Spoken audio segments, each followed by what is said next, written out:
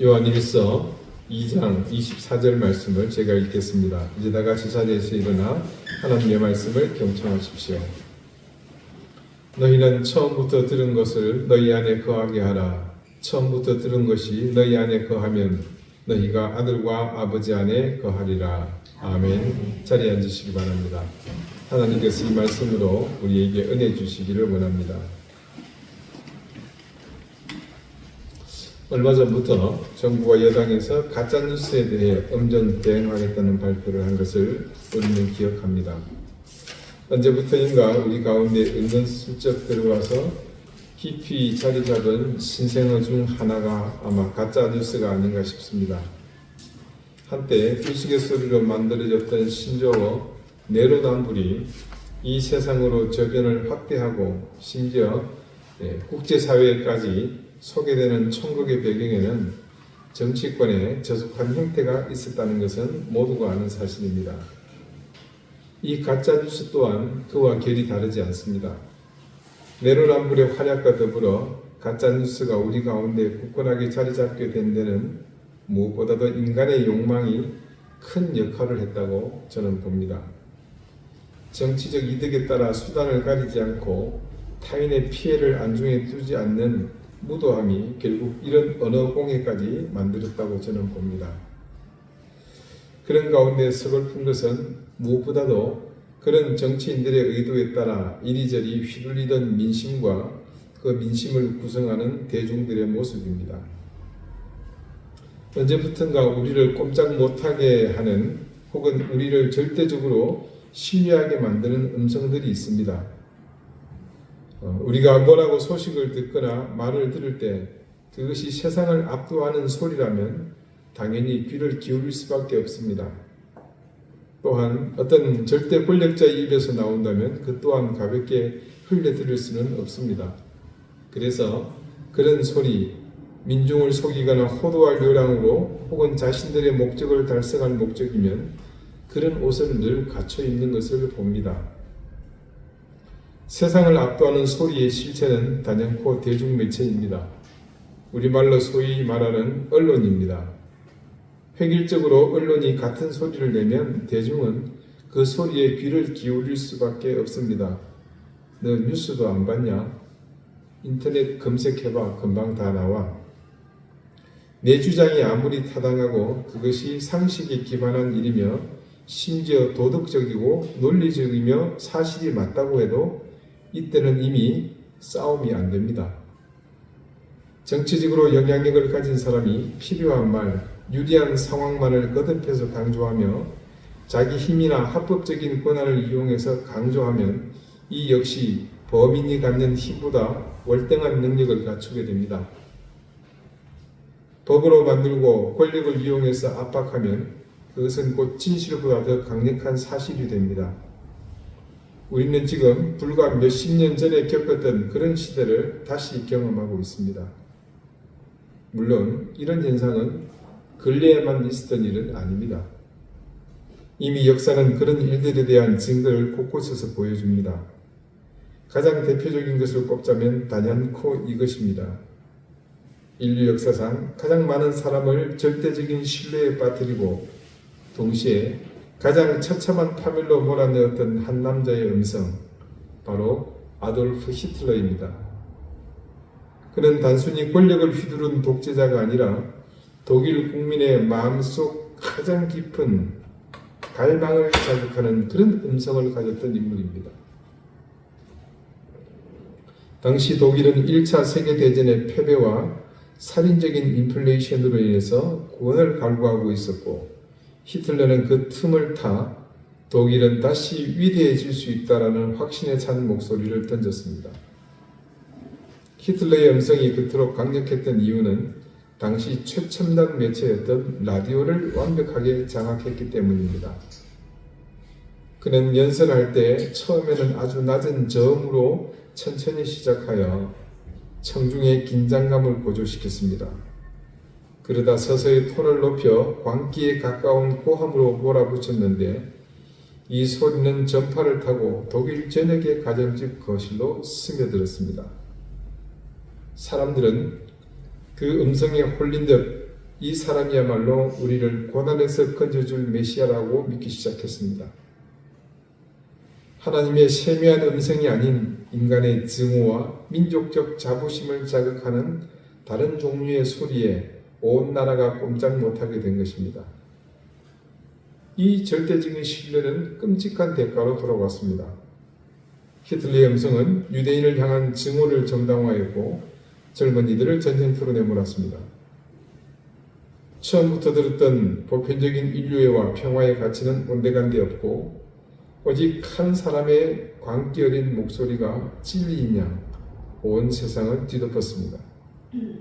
결과적으로 수천만 명의 목숨이 희생되었고 독일은 유럽 전체가 잿더미가 되었습니다. 제 개인의 이야기를 들려드리는 것을 양해 바랍니다. 20세 후반에 제가 목사가 되기를 작정하고 제가 졸업한 장로의 신학대학교 신학대학원, 줄여서 장신대 신대원이라 그럽니다. 여기 입시를 서서히 준비할 때입니다. 그때 저희 집은 그야말로 풍비박산하기 일보 직전입니다. 그리고 그 일보가 지나자 실제로 풍비박산했고요. 저는 집안의 장남이었고 이제 대학을 졸업하는데 저의 진로뿐만 아니라 집안의 경제적 상황까지 책임이 있는 처지였습니다.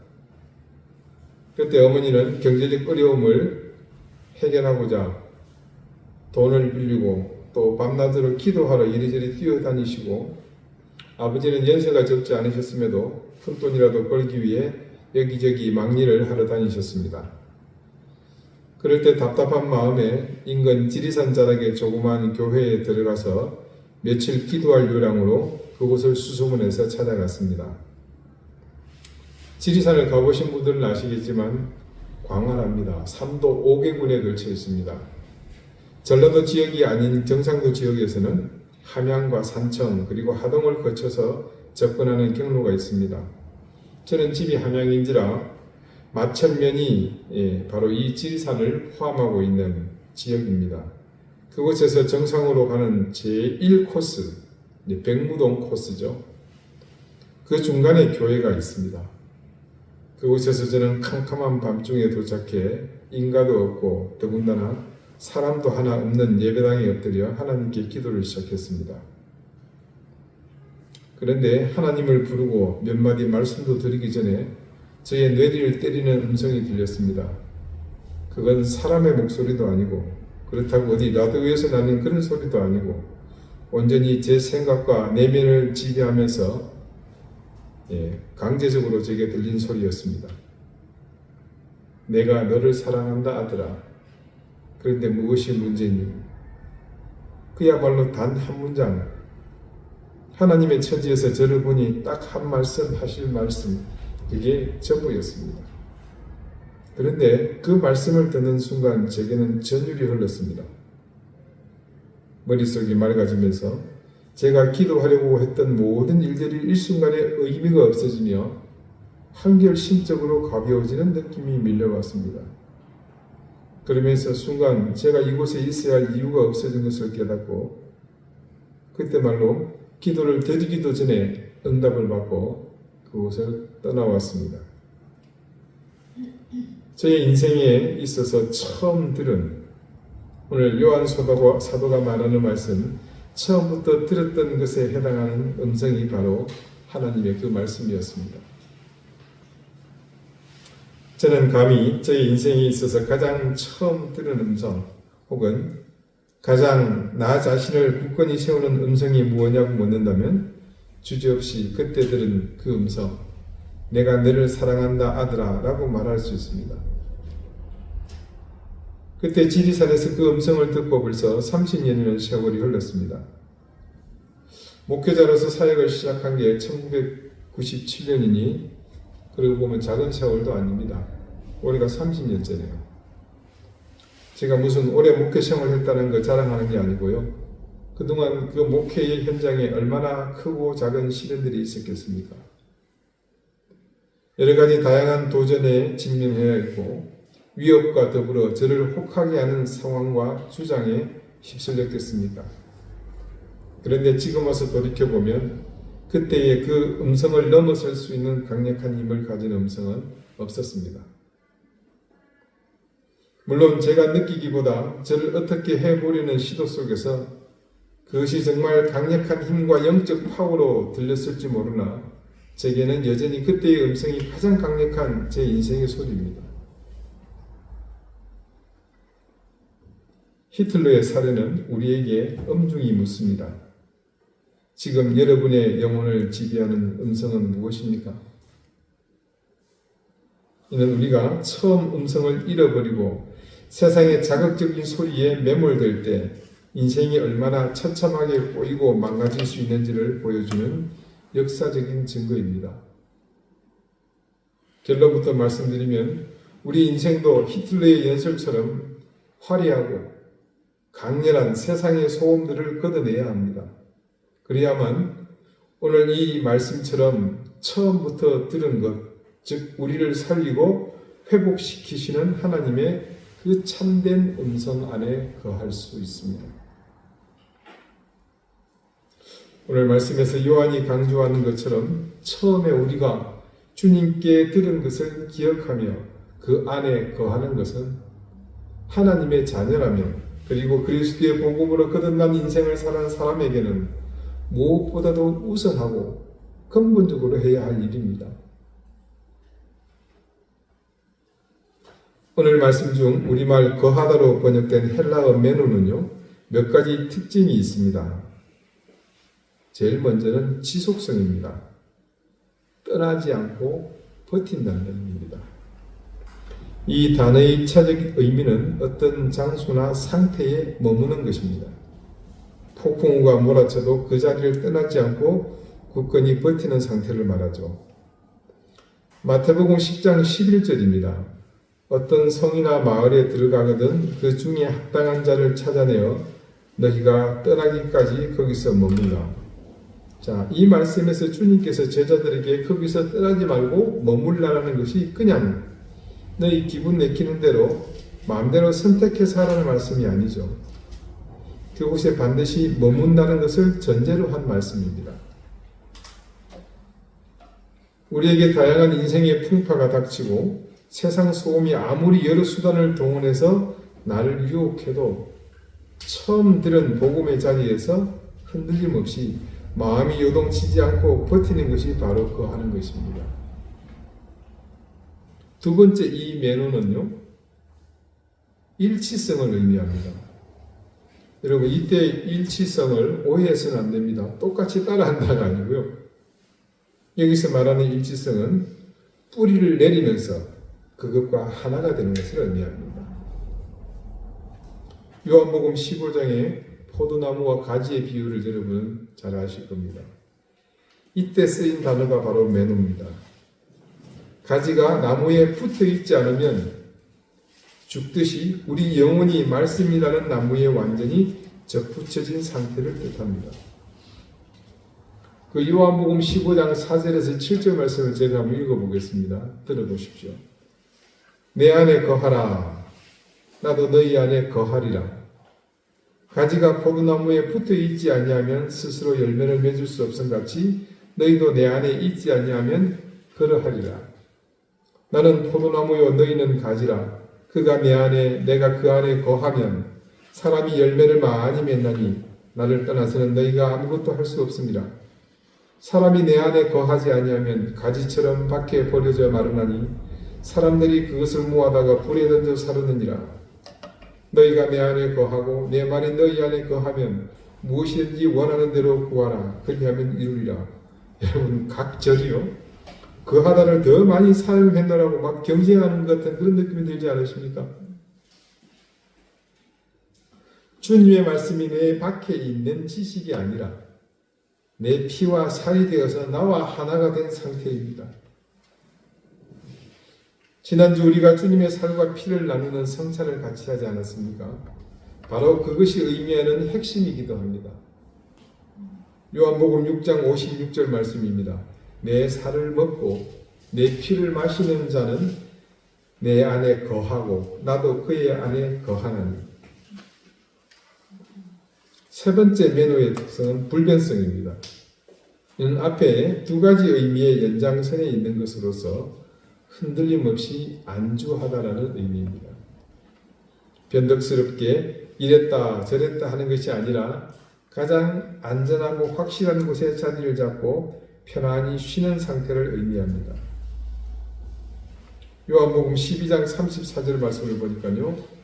이에 무리가 대답하되 우리는 율법에서 그리스도가 영원히 계신자 함을 들었거늘 너는 어찌하여 인자가 되려야 하리라 하느냐. 이 인자는 누구냐.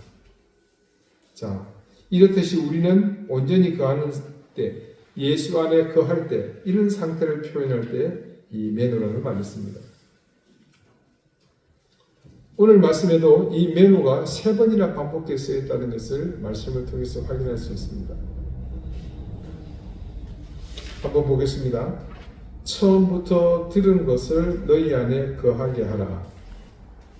이때 매노는 명령형 매네토로 쓰였습니다. 그 다음엔요, 처음부터 들은 것이 너희 안에 거하면, 이것은 가정법이죠. 이때는 메이네가 쓰였습니다.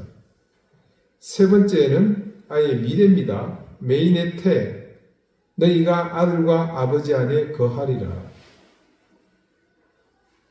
우리가 말씀을 내 안에 매노시키려고 몸부림치면 그 말씀이 실제로 내 안에 자리를 잡게 되고 결국 우리 존재 자체가 하나님이라는 거대한 존재 안에 매노하게 된다는 그런 의미입니다.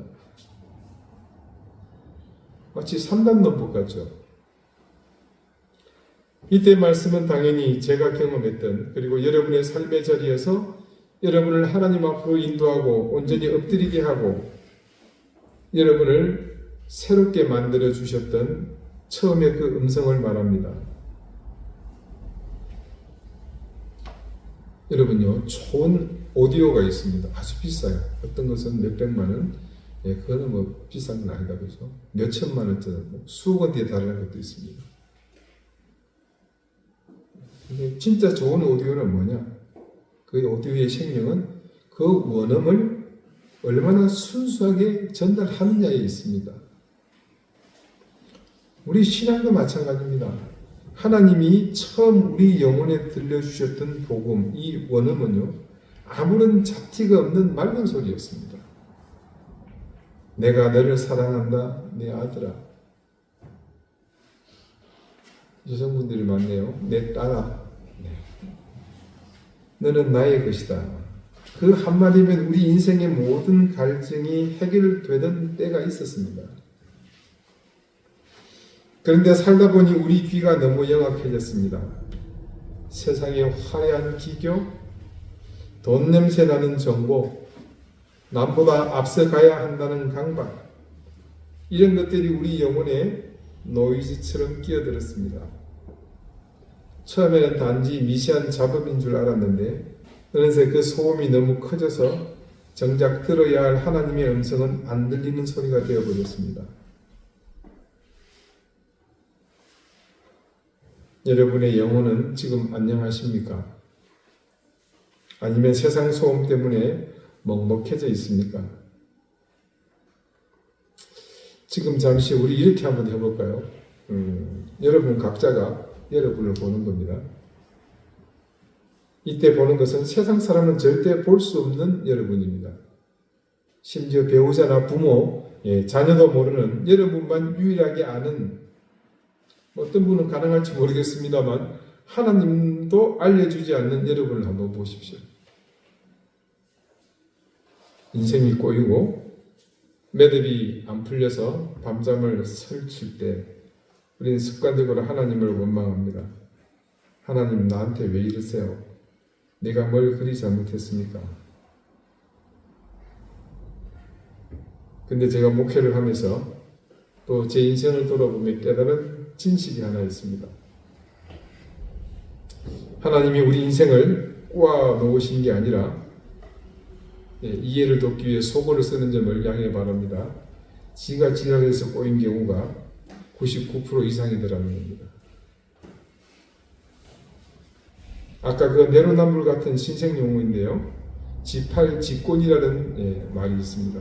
뭔지 아시겠죠? 지팔자 지가 꼰다는 의미입니다. 지팔지꼰. 예. 은혜가 밀려오는 그런 경우입니다. 내 고집대로 살다가 내 욕심대로 판 버려놓고 하나님 음성은 귓등으로도 안 듣고 세상 소리 쫓아가다가 스스로 지가 자빠져가지고 지가 그룹으로 굴러떨어진 그런 경우입니다.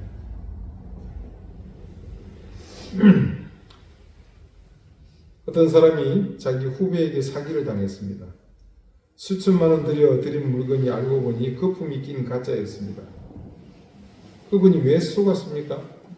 후배가 나쁜 놈이잖아요. 사기쳤잖아요. 맞습니다. 하지만 더 근본적인 이유는 그분의 귀에 공짜로 쉽게 남몰래라는 세상의 소음이 들렸기 때문입니다. 여러분, 제가 제일 한심하게 듣는 뉴스 중에 하나가 뭔지 압니까? 저가 여행 상품 갖다가 바가지 썼다고 뉴스에 인터뷰하는 사람. 세상에 그런 등신이 어디 있습니까? 자기가 여행사를 해보죠. 그게 가능하겠어요?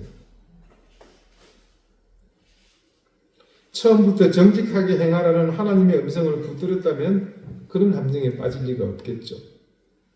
우리 인생의 고난은 많은 경우는요, 대부분 하나님이 주신 시련이 아니라 내가 만든 욕망의 노이즈가 스피커를 망가뜨려서 그 스피커를 통해서 제대로 듣는 소리를 들어야 하는데 온전히 못 듣는 경우입니다.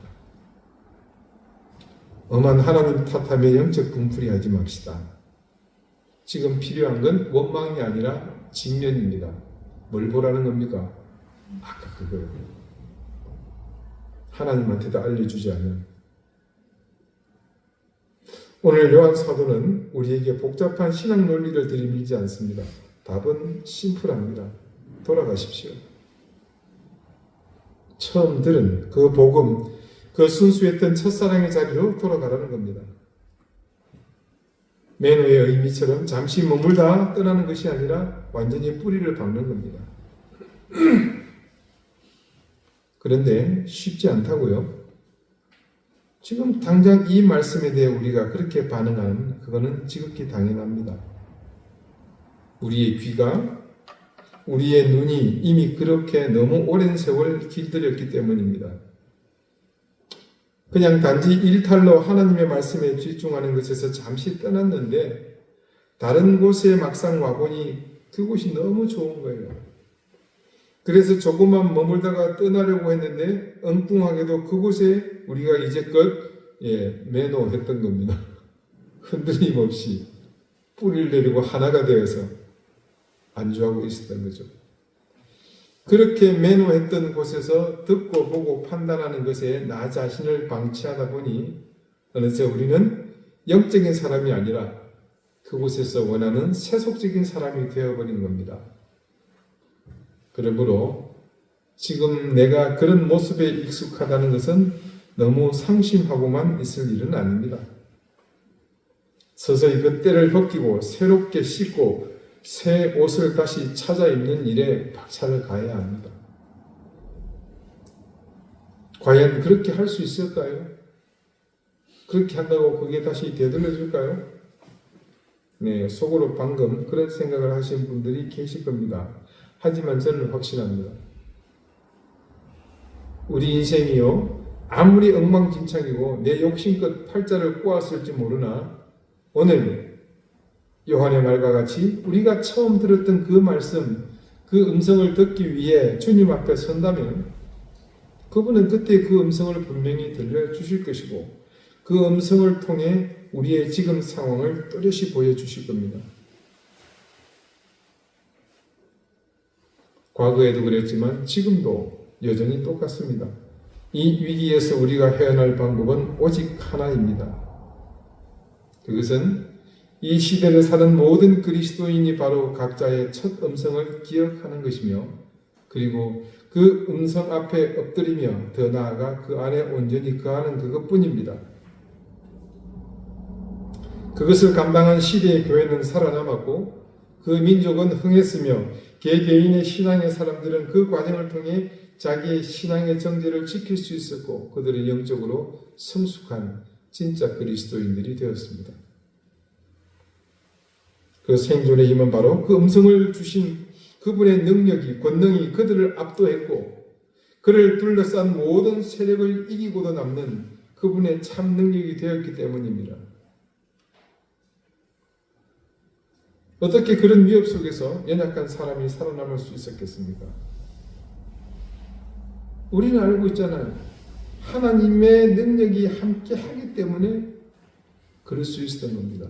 그분의 능력이 함께하지 않으면 그것은 절대로 불가능한 일입니다. 오늘은 부활의 아침입니다. 부활이 뭡니까? 세상의 온갖 조롱과 죽음이라는 소음이 예수님을 덮어버린 것 같았지만 하나님은 생명이라는 가장 강력한 소리로 그 모든 소음을 잠잠하게 하셨습니다. 요즘 아이들 말로요, 완전히 그 모든 소음들, 잡음들, 가짜 뉴스들을 하나님이 다 찢어버리셨습니다. 부활하신 주님이 우리에게 오셔서 하신 말씀은 딱 하나입니다. 너희가 평안하냐? 인생 매듭 풀려고 발버둥 치지 마십시오. 그냥 처음 들은 그 말씀 안에 거하십시오. 그러면 부활의 주님이 여러분의 꼬인 인생을 가장 아름다운 천상의 소리로 다시 조율해 주실 것입니다. 부활은 죽음을 전제로 합니다. 그래서 우리는 지난주 죽음을 경험했지 않습니까? 죽음 없이 그래서 부활은 불가능하죠. 그래서 우리 주님은 죽으셨고 그것을 선택해서 그 길로 가셨습니다. 그런데 그 죽음이 끝이 아니었습니다. 놀라운 일이지요. 인류의 역사가 진행된 이후로 그런 일은 없었으니까요. 그래서 부활은 다른 의미로 모든 삶을 다시 처음으로 세팅하는 것이라고 할 수 있습니다. 그 처음의 핵심은 바로 주님이 우리를 처음 부르셨을 때 들려주신 음성입니다. 여러분, 그 음성 앞으로 나아가십시오. 이 시작이 여러분 신앙의 새로운 출발점이 되어줄 것입니다. 부활하신 주님의 능력이 바로 그것을 우리에게 보증하고 있습니다. 부활의 본질, 우리에게는 바로 그것이 그분의 음성을 들었던 첫 출발점이기도 합니다. 이 아침 주님이 부활로 우리에게 주신 그 선물 속에서 처음에 그 음성을 함께 들으며 주님 앞으로 나아가시는 우리 모두가 될 수 있기를 바랍니다. 기도드리시겠습니다. 주님, 우리는 주님께서 처음 우리를 불러주신 그 음성을 기억합니다. 지금 세상의 소리에 너무 많이 길든 우리의 닳고 다른 귀를 씻어내고 주님의 음성에 귀 기울이기를 원합니다.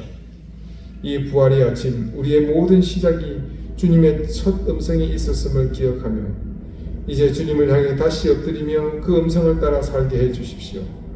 오늘 이 복된 부활의 아침이 바로 그 시작점이 되게 하시고 이제후로는 오직 그 음성에 거하는 우리가 되게 해주십시오.